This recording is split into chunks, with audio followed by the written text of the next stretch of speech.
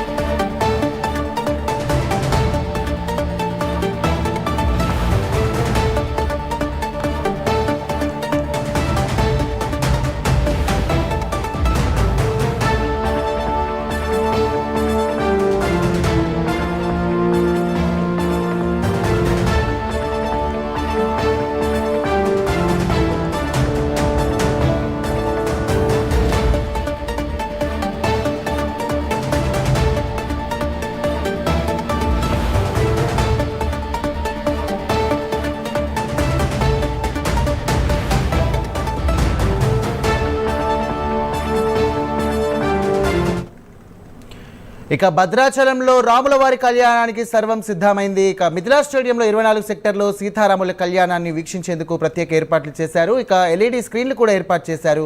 1800 మంది పోలీసులతో భారీ బందోబస్తు కూడా ఏర్పాటు చేశారు. అలాగే రాష్ట్ర ముఖ్యమంత్రి సీఎం రేవంత్ రెడ్డి కూడా కుటుంబ సమేతంగా స్వామివారి పట్టు వస్త్రాలు అందజేసి అలాగే తలంబ్రాలు కూడా అందజేస్తారు. దీనికి సంబంధించినటువంటి మరిన్ని డీటెయిల్స్ మా కరెస్పాండెంట్ రజనీకాంత్ అందిస్తారు. రజనీకాంత్, చెప్పండి, ఎలాంటి ఏర్పాట్లు చేశారు? భక్తులు తాకిడి మొదలైంది అనుకోవచ్చా? భద్రాచలం భూలోక వైకుంఠంగా ప్రసిద్ధిగాంచిన భద్రాచల దివ్యక్షేత్రానికి భక్తుల తాకిడి విరివిగా పెరిగిందని చెప్పవచ్చు. దాదాపు నిన్న సాయంత్రం కూడా భక్తులంతా ఈ భద్రాచల సీతారామచంద్ర స్వామి దేవస్థాన పరిసర ప్రాంతాల్లో సేవ తీరారు. ఇక్కడే కళ్యాణ మండపం పరిసర ప్రాంతాల్లో అదంతా రాత్రిపూట ఇక్కడ సేవ తీరారు. ఆ తర్వాత ఉదయం వేళ భద్రాచల గోదావరి తీర ప్రాంతానికి వెళ్ళి అక్కడ స్నానమాచరించి ఉదయం నుంచి కూడా దాదాపు ఇప్పటికీ ఉదయం 5 గంటల 6 గంటల నుంచి కూడా 5 నుంచి 6 గంటల వరకు కూడా భక్తులు తాకిడి ఎక్కువని చెప్పవచ్చు. శ్రీరాముల వారి దర్శనం చేసుకునేందుకు భారీగా పోటెక్కారు.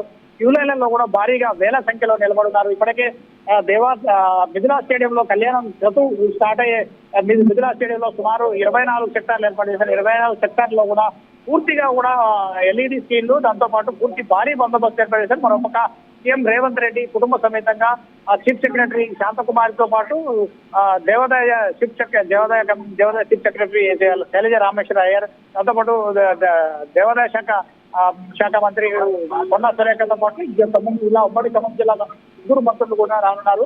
ఈ నేపథ్యంలో పూర్తి భారీ బందోబస్తు కూడా ఏర్పాటు చేశారు. మరోపక్క ప్రతి ఈ సెక్టార్ లో శ్రీరాముల కళ్యాణం వీక్షించారు. LED స్క్రీన్లు కూడా దేవాదాయ శాఖ ఏర్పాటు చేసింది. దాంతో పాటు ఎండవేడివి తాకిడి ఇప్పుడు ఉన్న నేపథ్యంలో ఫాగింగ్ ట్రైన్ కూడా ఏర్పాటు చేశారు. మరోపక్క చుట్టూ పరిసర ప్రాంతాలు భద్రాచల పట్టణంలో కూడా 16 చోట్ల కూడా పార్కింగ్ ప్లేస్లు కూడా పెట్టారు. పార్కింగ్ ప్లేస్లలో కూడా ప్రజలకు ఎలాంటి అసౌకర్యం కలగకుండా భక్తులు వచ్చే వాళ్ళకి QR కోడ్ కూడా పోలీస్ శాఖ ఏర్పాటు చేసింది. ఈ QR కోడ్ ని స్కాన్ చేస్తే వాళ్ళు ఎటు నుంచి ఎటు వెళ్ళొచ్చు, వాళ్ళ దగ్గర ఆన్లైన్ లో తీసుకున్న టికెట్లు, నేరుగా తీసుకున్న టికెట్లు, వారి సెక్టార్లకు ఏ విధంగా వెళ్ళొచ్చు అనే దానిపై కూడా QR కోడ్ కూడా ప్రతి ఒక్క వారి భక్తులు తీసుకున్న టోకెన్లపై కూడా స్పష్టంగా ఉంది. వారి ద్వారా నేరుగా వాళ్ళు టోకెన్ల ద్వారా కౌంటర్ల నుంచి సెక్టార్లో భక్తులు ఆ సెక్టార్లకు వెళ్ళి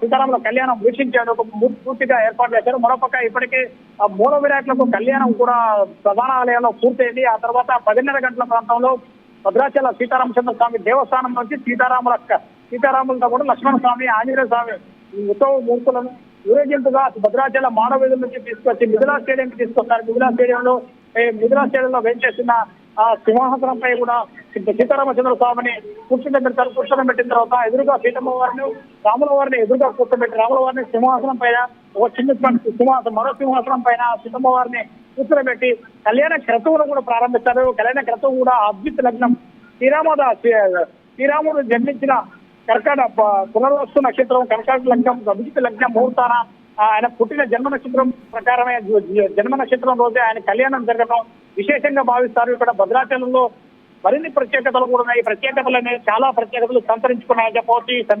ఈ ప్రాధాన్యతమైన క్రమంలో ఉన్న వాటికి సంబంధించింది కూడా పూర్తిగా భద్రాచలంలో రైట్. అన్ని థ్యాంక్ యూ రజనీకాంత్.